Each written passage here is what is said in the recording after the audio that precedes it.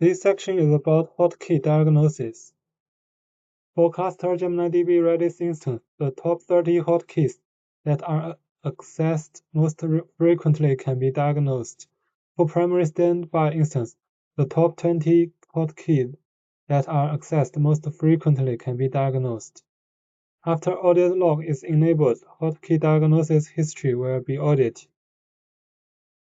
A key that receives 1,000 or more queries per second, QPS, is considered a hotkey. When the QPS value is greater than 6,000, the accurate value is not collected. First, on the instance page, locate the target instance and click its name. In the navigation pane on the left, choose Diagnose Analysis.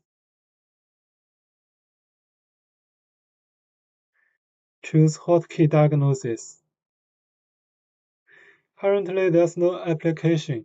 If there is an application and there exists hotkeys will be displayed at this place.